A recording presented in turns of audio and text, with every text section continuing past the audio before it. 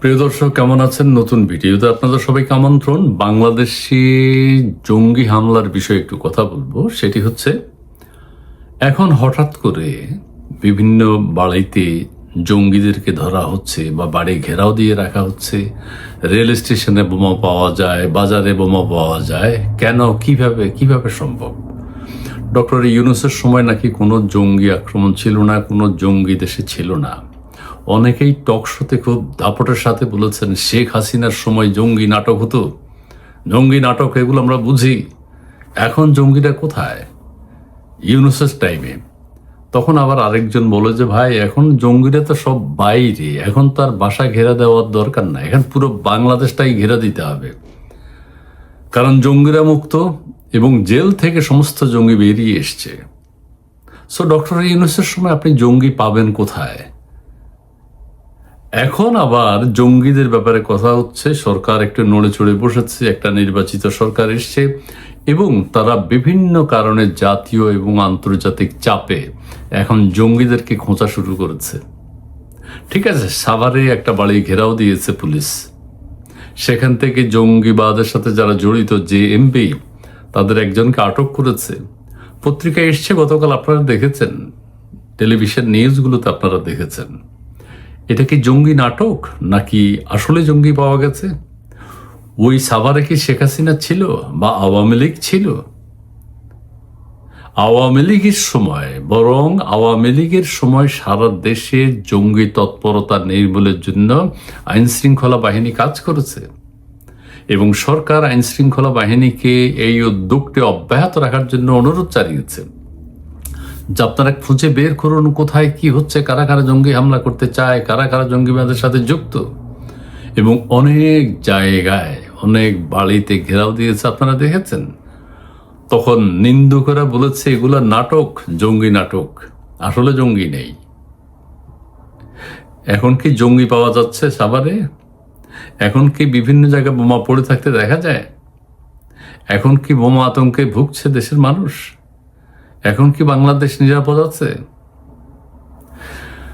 যাই হোক, সাভারের ঘটনাটা আপনারা জানেন। ভুয়া পরিচয়ে বাসা ভাড়া নিয়ে সাভারের জেএমবির বোমা তৈরির আস্তানা।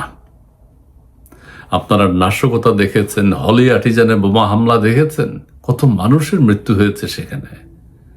ইসলাম কায়েম করতে চায়, আইএসআই তে যোগ দিয়েছে বাংলাদেশের ছাত্ররা।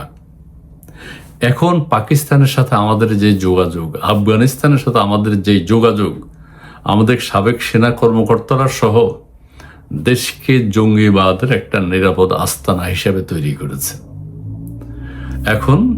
এখন সরকার আবার একটু নড়ে চড়ে বসেছে যে একদম বেহাত হয়ে যাচ্ছে বাংলাদেশ, জঙ্গিদের হাতে চলে যাচ্ছে বাংলাদেশ। সরকারও তো নিশ্চিন্ত নয়, সাধারণ মানুষ তো দূরের কথা, আমি আপনি তো অন্য কথা। সরকার নিজে, প্রধানমন্ত্রীকে হুমকি দেয়া হচ্ছে, আমাদের বর্তমান প্রধানমন্ত্রীকেই হুমকি দেয়া হচ্ছে, স্বরাষ্ট্রমন্ত্রীকে হুমকি দেয়া হচ্ছে। কারা হুমকি দিচ্ছে? জঙ্গিবাদের সাথে যারা সংশ্লিষ্ট, জঙ্গিবাদের সাথে যারা যুক্ত, তারাই। এটা দেশের মানুষ দেখছে পরিষ্কারভাবে। বাংলাদেশে পাকিস্তানপন্থী জঙ্গিবাদের সাথে যারা যুক্ত, সবার কথা বলছি না, জঙ্গিবাদের সাথে কারা যুক্ত এটা আপনারা সবাই জানেন। এখন সরকারের উচিত কোথায় কি হচ্ছে, কোথায় তাদের আস্তানা আছে, সাভারের মতো দেশের বিভিন্ন অঞ্চল থেকে তাদেরকে খুঁজে বের করা। এবং যে 24 যে পুলিশের থানা লুট হয়েছে, অস্ত্র লুট হয়েছে, সে অস্ত্রগুলো কোথায় সেটা খুঁজে বের করা। অনেকে বলছেন সেগুলো জঙ্গিদের হাতে চলে গেছে। কাজে দেশের সাধারণ মানুষ, দেশের সরকার এখন অনিরাপদ। ঠিক আছে, জঙ্গি নাটক বলে বিষয়টিকে অবহেলা করার কোনো মানেই হয় না। দেশ তো সত্যি আক্রান্ত, তো সেটাকে মেনে নিয়েই সারা দেশে সাঁড়াশি অভিযান চালাতে হবে যে পুলিশের অস্ত্রগুলো কোথায়, জঙ্গিরা কোথায়, কে কিভাবে বাংলাদেশের ক্ষতি করতে চায়, বিভিন্ন দেশের গোয়েন্দা সংস্থারা বাংলাদেশে কি করে, সেগুলো খুঁজে বের করতে হবে। যাই হোক, প্রিয় দর্শক, সাভারের ঘটনার তীব্র নিন্দা জানাই। জেএমবি সেখানে জড়িত, তারা, পুলিশ সেখান থেকে অনেক কিছু উদ্ধার করেছে এবং সেগুলোর বিস্ফোরণ ঘটিয়েছে। তদন্ত চলছে জেএমবির আরো কারা কারা জড়িত, কারা কারা জঙ্গিবাদের সাথে জড়িত, দেশের মানুষের কাছে সেটা পরিষ্কার। প্রিয় দর্শক, সবাই ভালো থাকবেন, সুস্থ থাকবেন, নিরাপদে থাকার চেষ্টা করবেন, সরকারকেও নিরাপদে রাখার চেষ্টা করবেন। জনগণ সরকারকে সহযোগিতা করতে হবে। সরকার এখন বিপদে আছে।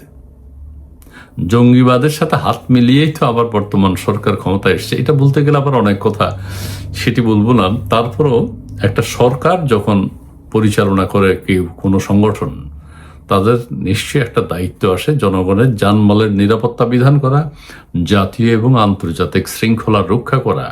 বর্তমান সরকার, আমরা আশা করি সেই উদ্যোগ নেবেন, সেটি করবেন এবং করতেই হবে। রাষ্ট্রের দায়িত্বে যখন কেউ থাকে তখন তাদেরকে এই কাজগুলো করতে হয়। জি প্রিয় দর্শক, সবাই ভালো থাকবেন, সুন্দর থাকবেন। ধন্যবাদ।